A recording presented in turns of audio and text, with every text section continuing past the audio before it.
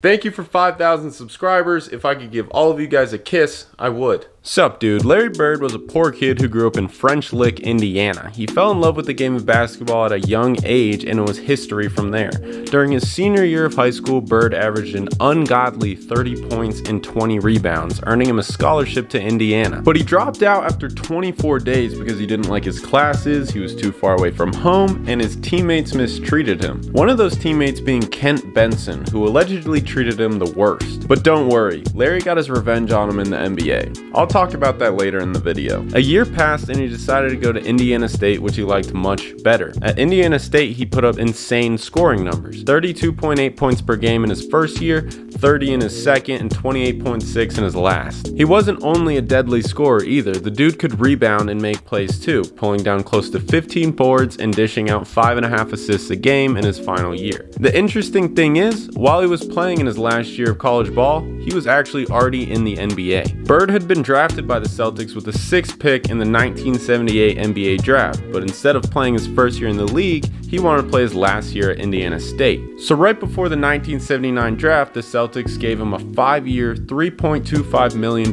contract. Off rip, Larry was dogging the entire league, putting up 21 points, 10 rebounds, 4.5 assists, 1.7 steals, 47% from the field, and 40% from 3. When I tell you this cracker could hoop, this cracker could hoop. He won Rookie of the Year over college rival Magic Johnson, which probably helped ease the pain of losing to him in the 1979 NCAA championship, but then the pain came right back after Magic led the Lakers to a championship while Bird lost to Philly. The rivalry of Magic and Bird was one of the most important things to ever happen to the NBA. It literally saved the league. At the time, there were many problems such as players being addicted to cocaine, fights breaking out, and low viewership. Magic and Bird brought their college hype with them, keeping the NBA afloat. If you think about it, they didn't just save the NBA. They saved me too, because without the NBA, there would be no NBA goober. Carrying on, Larry had one of the sickest nicknames in all of sports, the Hick from French Lick.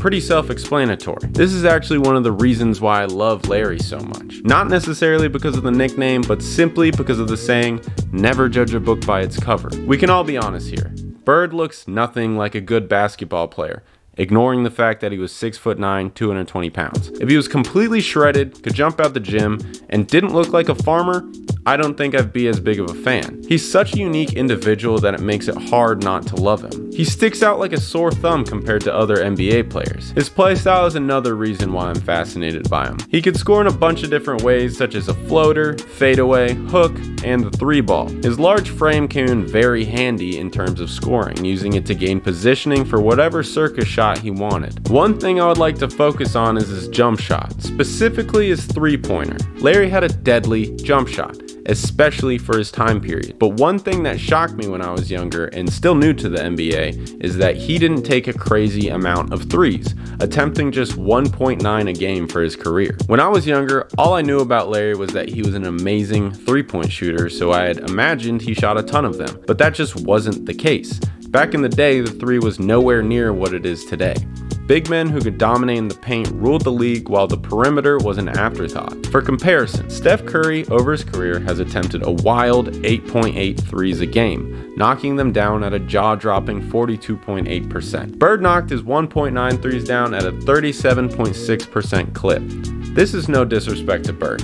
It just paints a picture of how far the league has evolved over time, which is truly amazing. The basketball genius of Larry was also shown through his playmaking ability. He generated assists through his otherworldly basketball instincts, while also implementing a bit of flair with his touch pass. The skill that really set him apart from his competition had to have been his trash talk. He was on another level when it came to getting into the opponent's head. He would tell his defender where he was going to shoot, then do exactly that and make it. He would completely disrespect the game of whoever was guarding him. He just knew exactly how to make the opposition feel inferior. For example, one night in 1984, the Celtics were playing the 76ers. Larry Bird and Julius Erving were matched up against each other. The whole night, Larry was saying that Julius couldn't guard him and repeated how many points they both had. At one point, Larry had 42 and Julius had 6. Bird then proceeded to tell Erving to retire, which led to Erving completely losing it and attempting to beat the piss out of Larry. As I mentioned earlier, Kent Benson wasn't very nice to Larry during his short time at Indiana. So when Larry heard he was playing Kent, he made it his mission to ruin his day. Benson was guarding Kevin McHale, so Larry continuously fed him in the post. Kevin McHale finished with 56 points. I think it's safe to say Larry got his revenge.